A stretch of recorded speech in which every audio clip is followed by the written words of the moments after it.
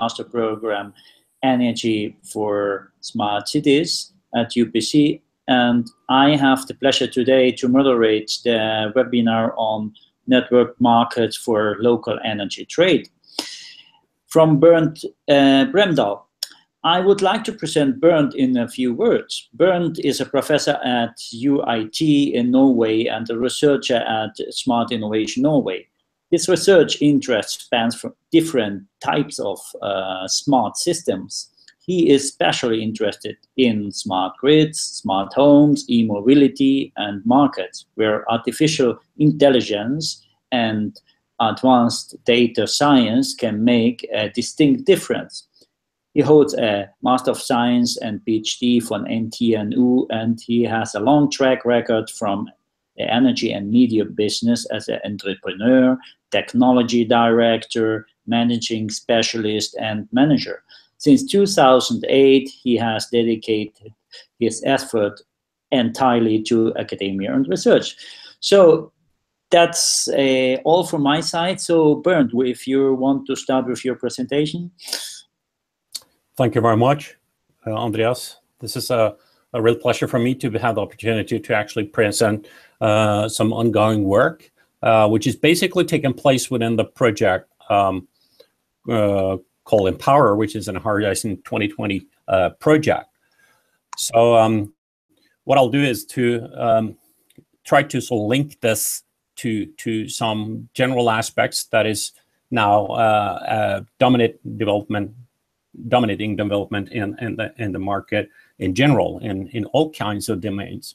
So the content of my speech will be focused on, what is a platform-based network market, and then I'll sort of slide into the Empower concept and provide an overall picture there, and then I'll draw some parallels to existing network markets, and then I'll talk a little bit about contracts and trade. We don't have much time for that, but it'll probably give you an idea of how this could work within the context of a network market. And then I'll try to sum up my main points. So next slide, please.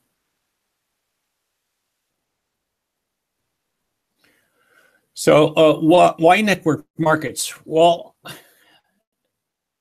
look at what we call network markets and what we call platform-based network business model, then this is now dominating the Fortune 500 companies in the US.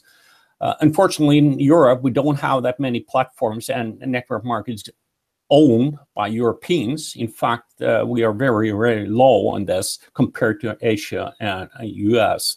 But and that's interesting because, as Wharton School of Economics tells you here, it's an opportunity to greater growth, revenue, profit, and value. But it's also a kind of thing that opens up for a winner-takes-all kind of business. So this is why we're looking into this. Next slide, please. Here are some examples you're probably familiar with, like YouTube, Google, eBay, Uber, Lyft. There are quite a few of them already. So this is to sort of provide a certain reference to the concept. Next slide, please.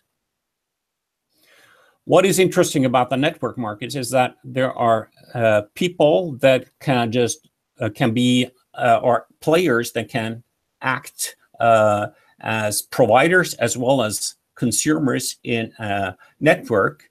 And we are seeking network effects on both sides of the table simply to generate enough critical mass so that this becomes a self-sustained system whereby people keep, for instance, uploading material to YouTube, and people keep using or seeing that and liking that.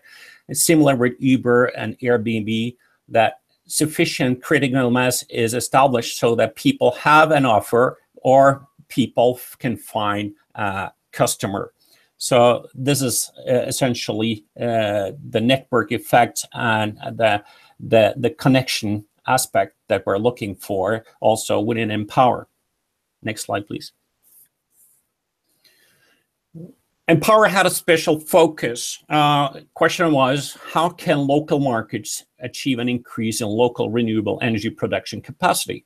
Because this is what we want. If we can accelerate this, then we might reach the climate goals that have been defined. Not necessarily for 2020, but at least down the road, we should be able to achieve the goals specified for 2050. And this, roof-based solar power, wind power, all of those things can in fact be an element or an instrument to reach that goal. But there are some downside with that, like congestion problems caused by such production, and it's also how can we exploit the infrastructure capacity, which was designed for totally different system to cater for new energy behavior among consumers and prosumers that have adopted a distributed energy supply kind of a role. So next slide, please. Well, what I should have said earlier was that in Empower, then we have looked at the value orientation, looking at added value, meaning that we're not looking at price alone, and we are addressing a user-centric approach. And essentially, we think that the way to deliver this is through what we call a platform-based business model. But then what is a local market? In our case, we have focused on the area behind it, the common point of coupling, and we specifically looking at households, and we are addressing this experimentally in Norway, which is the northern part of Europe, of course, as well as in Malta, which is way south, and then in Germany. So this is our idea that we could, in fact, utilize the local aspects there. And why are we concentrated on the local aspect? Yes, we're concentrating on this because some of the problems caused by this are inherently local, and they are also related to all the partners here are related to each other, sort of a common faith through the fact that they are using the same supply system, the same infrastructure. Next slide, please. Well, then it's easy to see that the local market totally disconnected from the external world needs to have some kind of mechanism on its own. And in fact, that's a microcosmos and could be a sort of a mini version of what's happening in the central market, such as the Nord Pool. Even so, when you have congestion problems where there's some constraints along the supply line, where in fact the prices can be different from the central market to the local market. However, once you have no bottlenecks and you have an open channel between the local market and the central market, of course, the local market will be a price taker, and then there is no way you can actually establish a market simply on price considerations alone. You have to add some more value so that the people who are offered the opportunity to take part in the local market feels that there is an added value of being part of that rather than taking part in the central market through the means of an aggregator or something. So added value focus is the essence and it's the most interesting concept of the three that are shown here. All right, next one, please. And what are the value boosters that we can look at? Well, in Empower, you looked at different ones. And you see here a slide that sums up some value boosters that can be combined so that, in fact, they create something more for the end user than energy alone, but adds sort of to what we can call an energy experience. And in fact, people are not really concerned about the electrons that comes across. They are interested in that, in comfort, in convenience, in cleanliness and things like that.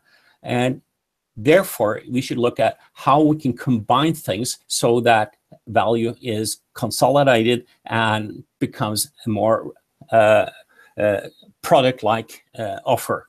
So in fact, the whole thing that we're looking at is not energy as a commodity alone, but as more like a product with some quality aspects associated with it. Next slide, please. And essential to this is a smart service provider, a smart energy service provider, which is a stack of different roles in a regulatory system or a regime. Hardly any of these could be stacked on one entity alone, but for the benefit of the project, we have stacked it on one kind of entity that we call the CESP. And this is both a market maker, a market owner, and then an organizer of a small community where people actually trade and benefit from the local market concept. Next slide, please. Then, in order to do that, we consolidate 3 different aspects in that local market. We consolidate the basic energy thing with services and then flexibility, because flexibility is something that people don't really understand, but which is essential if you're going to control and balance the different contributions and the different consumption elements.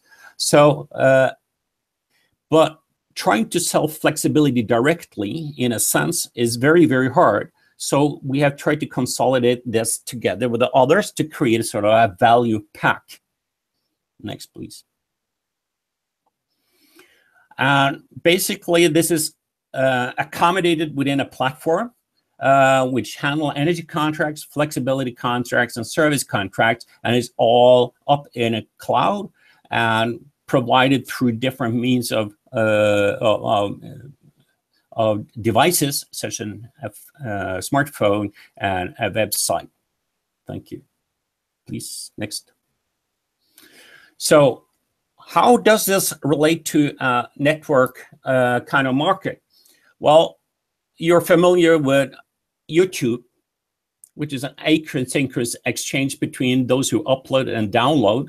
And you're probably familiar also with AirBnB, which is not entirely on the net.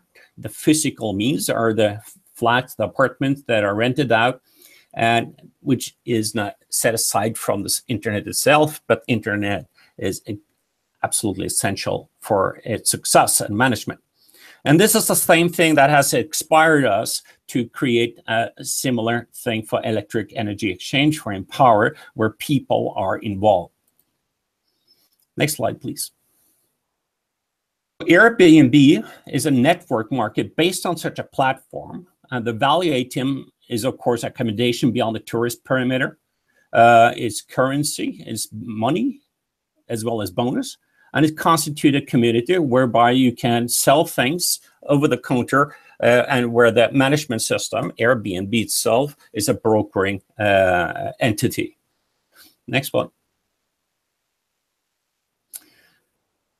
With YouTube, you have a similar thing. However, everything goes on the internet and everything is free.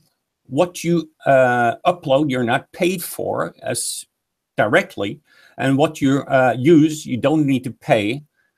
I know there are some new things on YouTube now, but the basic concept is like this. But what really pays for the whole thing are a third party related to who actually does advertisement and look at this community as a very interesting target for their services or products. So advertisement actually pays for the whole thing.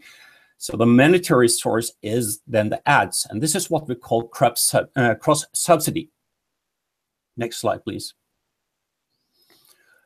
And this is what we're trying to do in Empower as well, where in fact, energy not necessarily free, but it's subsidized in a way that we have service providers and product providers entering the community with very good offers, simply because we have organized a community with common interest and with a clear-cut demand for things that could be of interest of providers of PV panels, provider of control system, provider of batteries, and provider of services associated with all of these things. So here we're talking also, in fact, about a kind of cross-subsidy system. Next one, please. And one example contract, we are experimenting with several, but one example contract is a cross-subsidy where the prosumer is getting a premium for selling locally, and the buyer is getting a discount for buying local energy. Of course, that costs something. But the cost of that trade, and the cost imposed by that kind of trade, is covered by the services offered and the sale of services that are offered by third-party entities, where the CESP and the community get a cut of the sale that takes place within that community, just like a shopping club kind of thing. Next one, please. So what happens then is that we have a local market, which is treated as a community, as treated as a shopping club, where you have professional suppliers that find this very interesting as a very consolidated target group for their products, a mini market, if you like. And then we add, and the common denominator is the exchange of energy. And then once this has come about, and once people are invested in control system, once they have become familiar how this works, then we enter the flexibility option, where they also can sell their flexibility to the local DSO, or for that matter, into the balancing market. All right, next one, please. And as such, the three different entities like services, energy, and flexibility, they reinforce each other. So there are some network effects that takes place within the services part of that community, as well as for the energy and within the flexibility. And there are multiple contracts, multiple things that you can actually ramp up in such a orchestrated way of dealing with things, where in fact people, the community, can benefit largely from the fact that they have consolidated themselves within one management system, one platform, and such it is easy to access the things that are needed for them, as well as easy for third-party providers to enter there and to provide offers that are cost efficient and that can yield discounts or bonuses for those who are involved, which are typically things that you see at Amazon, eBay, and so forth. All right, next one, please. And what's very interesting about this is that if you think locally, it's still possible, like for Airbnb and Uber, to work locally, but have a global system, a global ecosystem that consolidate all these different things, because all the management, all the invoicing, all the brokering could be based on a global accessible platform. So it's a scalable business model. Next one, please. Well, that brings me to the end of the presentation. Very quickly, this is summing up. We're talking about a hybrid network market model. Very important entity is the CESP, the Smart Energy Service Provider. We're doing a trade in local energy flexibility services. What has emerged as a very interesting thing is a combined set of contracts that include all of these things. And finally, it's based on a platform-based business model where you're also seeking network effects and non-linear revenue streams that can actually scale up very efficiently once you replicate one local thing to another and then create a global system like Uber and Airbnb. Thank you. Yeah, thank you very much, Bernt. It was very interesting project that you presented. Also very challenging. One question, we will have questions from the floor, but maybe until we have those questions, maybe I can ask you one.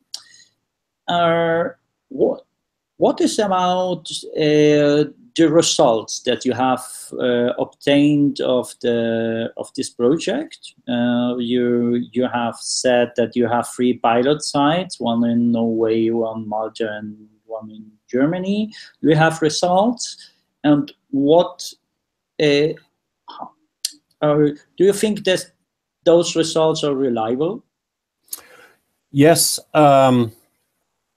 We have experimented now for 1 year with this crops subsidy concept, and we learned a lot from that. It has worked very well. The behavior that has been established, people are actually relating to the opportunities offered by an increased premium for local supply, and we have seen that consumers like to buy locally produced energy, which is guaranteed clean, but they are also stimulated to invest in PV panels themselves. So in fact, they are turning into prosumers, one by one. So that's interesting. So that part works. What has not worked very well is that we have the entity, the party that is taking on the cesspool in this area has been, what I could say, a little bit sloppy about the community thing. It means that they are not very strict about reinforcing the community feeling, the sensation of being part of something bigger than yourself. And they have also tried to be a very strict gatekeeper for third parties. And I think that's wrong. So we're learning a lesson from that now, which will be taken further.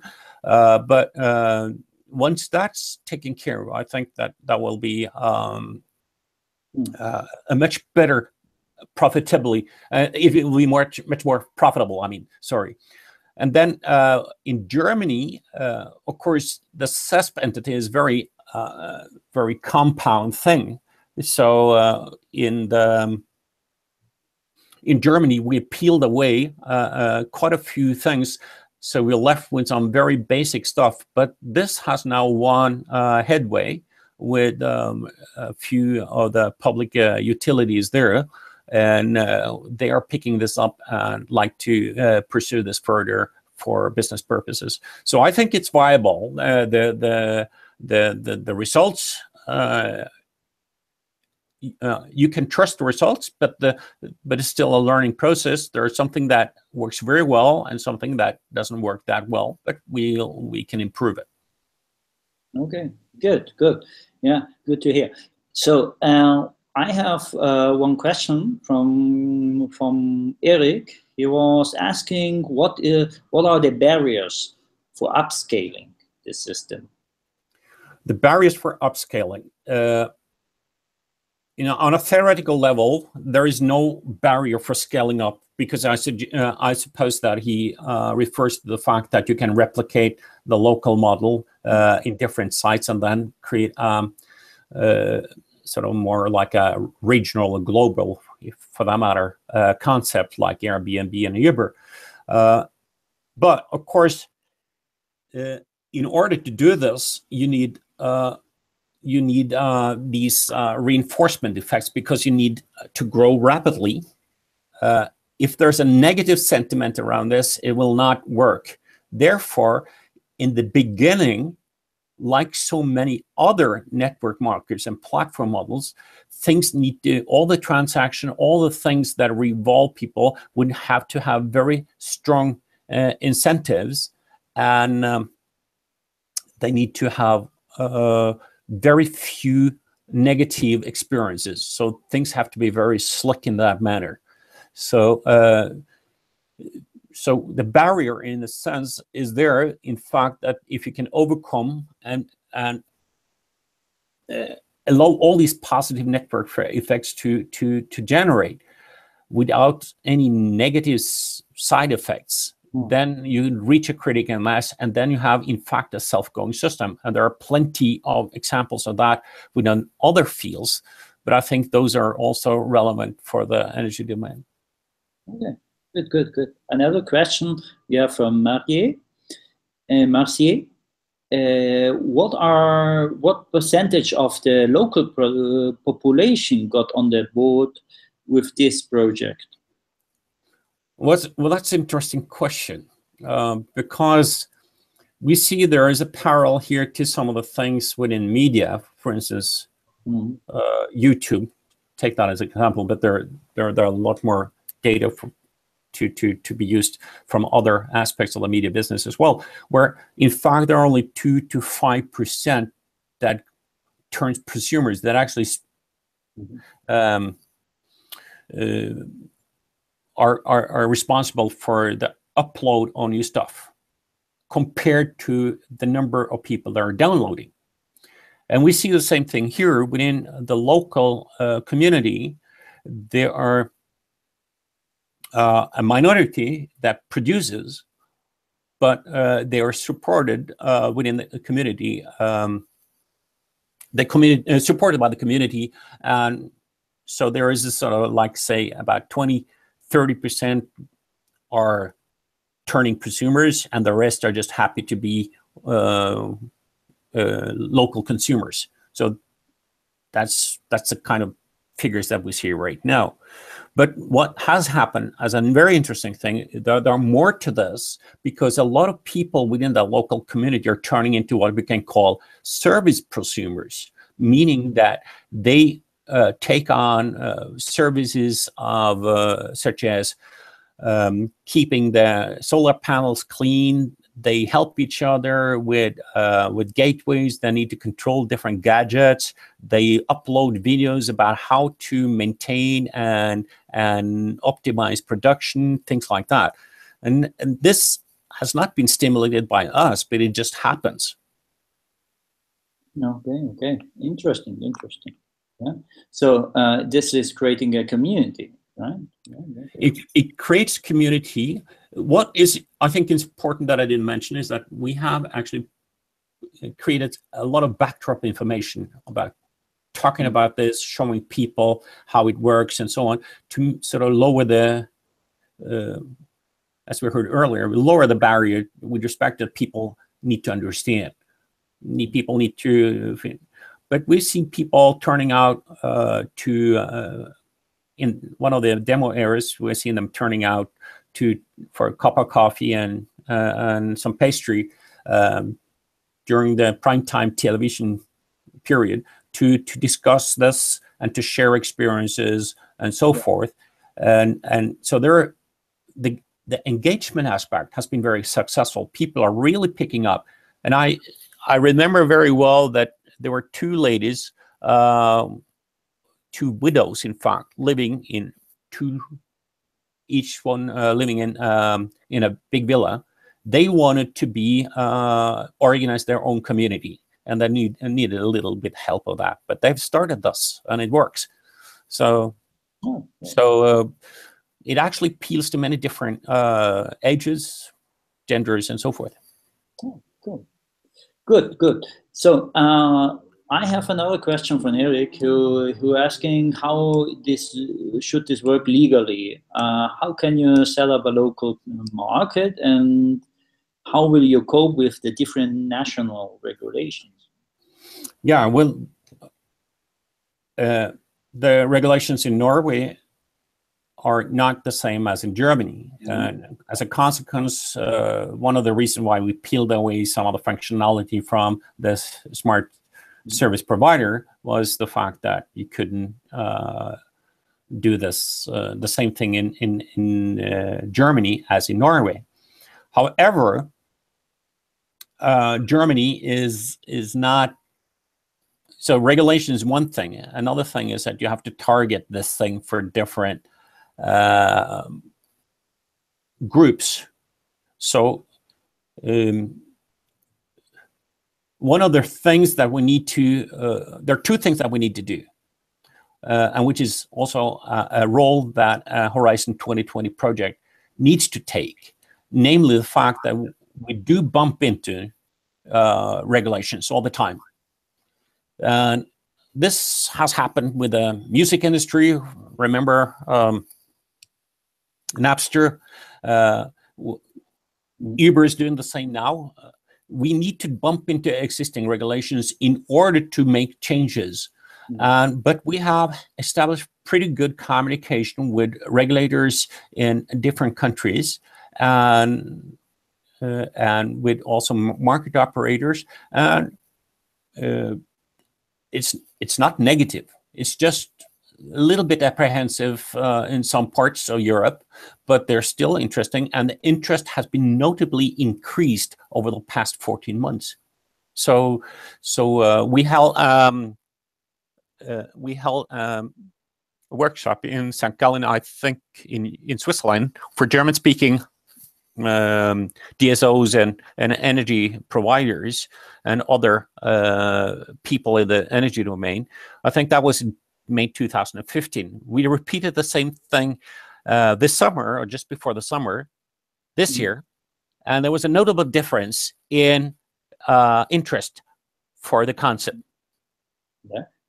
Okay. Good. Among all stakeholders, of course, the grid owners, as well as people representing the regulators. And the Norwegian regulator and the Swedish regulator is following this very closely here in this country where I'm working. Okay, good. So I think the conclusion is that regulation is it needs to change. However, it takes some time, and we have to be patient on that. Yeah, I think we have to twist some heads, as well as deal with technology and business. We really need to show that the social mission that was established earlier can be even more reinforced, but you have to change your old way of thinking. And of course, that needs a good portion of convincing. But seeing is believing, and this is happening now, I think. Yeah. Okay. Yeah. There is another question is regarding to the taxes. Are there any tax implications for profits made by local generation? No, not in this country, not in Norway, not necessarily in Germany. It depends on who you are, really, because you have to have a very extensive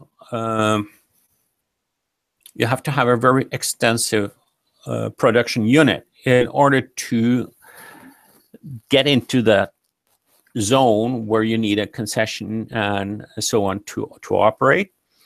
And consequently, the revenues that you're producing is simply treated as, in the default manner, it's treated as a reduction on your energy bill. Yeah. So it's treated like sort of a reduced cost element related to your regular energy bill, and it doesn't imply any other taxes, basically. Okay. In Malta, it's a little different because there they have an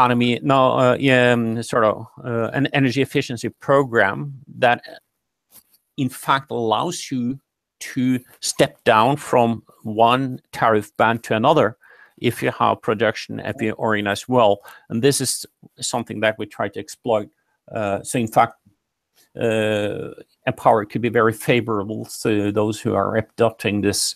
What is a problem there is that people are operating one by one, and there's no stimuli for organizing a community there. So we're trying to change that. Okay. That's a regulatory stuff. We don't know the answer yet. Okay. I have our last question from my side, and because I see that there's local production, there's need for flexibility, for services, and there's an obvious question is what is the role of storage or batteries in such a system, because it may help or to settle up such a local market. Yeah, good question.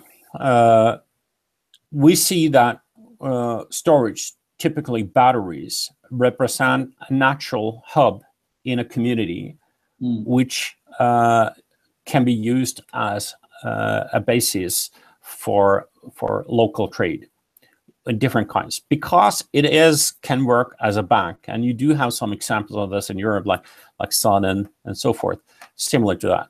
But there are, with a battery, a lot of new options are coming forward that could reinforce the empowered concept. And we are exploring this as another project, another Horizon 2020 project called Invade. But there is still an issue regarding and some discussion regarding how to treat the battery in the grid system. So we need to sort this out. In fact, we have brought this up to government level, top level in the government, because we think that if we don't have the national authorities and the European authorities to move forward and change some of these things, we will fall behind the development in Asia and in the US. And this needs to be done quite quickly. And so that we're spending a lot of effort trying to convince the government that you really have to come forward with this in order to facilitate the use of batteries as well as vehicle to grid. And here is an interesting thing, because here the energy market and the traffic comes together in a sense, because the common denominator, oh, sorry, my English is poor today. But the common thing is the battery, the storage. So, and one thing that we're looking at now is a concept whereby we're not buying a stationary battery for an area that we're trying to we are deploying a battery in an area where we want to try the empowered concept as a part of the exploitation part of the project. This is in the southern part of Norway.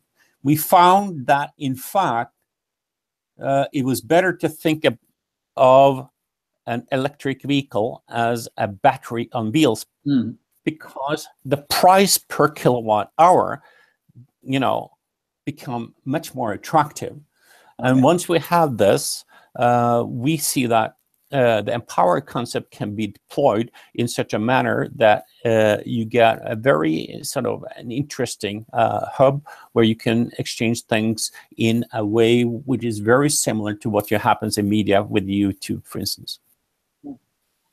So this is something that's coming, but I think it's very important to explore that part and also change the regulation in Europe. Okay, very good, very good.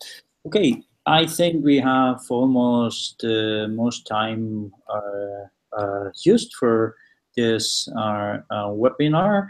I would like to thank you very much, Bernt, to being here and taking your time in order to explain me your interesting research project.